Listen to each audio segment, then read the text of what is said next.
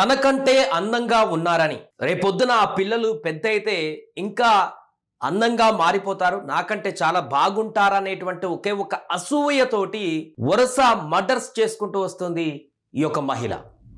హర్యానాలో చోటు చేసుకున్నటువంటి దారుణమైనటువంటి ఘటన ఇప్పుడు సంచలనంగా మారింది. ఒక్కరు కాదు, ఇద్దరు కాదు, ముగ్గురిని చంపేసింది. ఇప్పటికే ఎలాంటి అనుమానం రాకుండా ప్రమాదకరంగా చిత్రీకరించి సక్సెస్ అయింది ఇప్పటి వరకు. కానీ ఎట్టకెలక ఆ పాపం పండింది.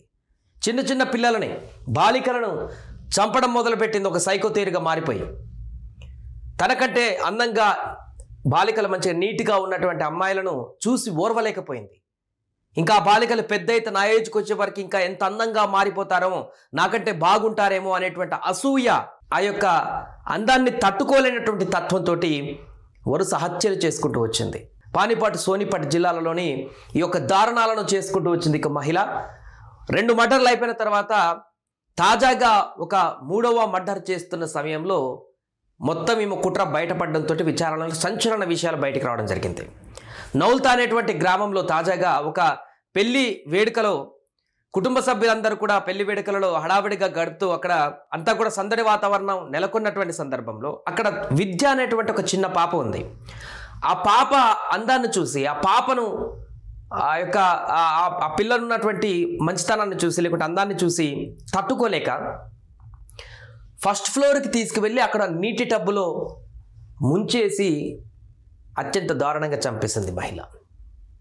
అయితే ఆ టబ్లో ఈ యొక్క పెళ్లి సందడి అంతా కొనసాగుతున్న సందర్భంలో అక్కడ ఆల్ ఆఫ్ సడన్గా పాప కోసం వెతుకుతున్న సందర్భంలో ఫస్ట్ ఫ్లోర్లో ఆ యొక్క టబ్లో వాటర్లో మునిగి చనిపోయినటువంటి విషయాన్ని గుర్తించి పోలీసులకు సమాచారం ఇచ్చారు. పోలీసులు అక్కడికి వచ్చి 6 అడుగుల లోతున్నటువంటి ఈ యొక్క టబ్లో పాప పడి చనిపోవడం అనేది కొంత అనుమానాలకు దావిచ్చింది. ఈ యొక్క అనుమానం కారణంగానే పోలీసులు దర్యాప్తు కొనసాగించగా అసలు ట్విస్ట్ బయటకు రావడం జరిగింది.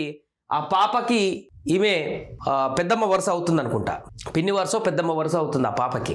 ఈ పోలీసులు దర్యాప్తు చేస్తున్న సందర్భంలోనే ఈమెను ప్రశ్నించగా, ఈమె పేరు పూనం, ఈ పూనంని ప్రశ్నించగా, తమ స్టైల్లో పోలీసులు ప్రశ్నించగా 36 గంటల్లోనే కేసును ఛేదించేసి అసలు విషయాన్ని రాబట్టారు. తనకంటే అందంగా ఉన్నటువంటి బాలికలు, పిల్లలు లేకుంటే మహిళలను చూస్తే తట్టుకోలేనటువంటి పరిస్థితి ఈ అమ్మాయికి ఏర్పడింది, ఈ మహిళకి, ఈ పూనంకి ఏర్పడింది, ఈ హంతకురాలికి.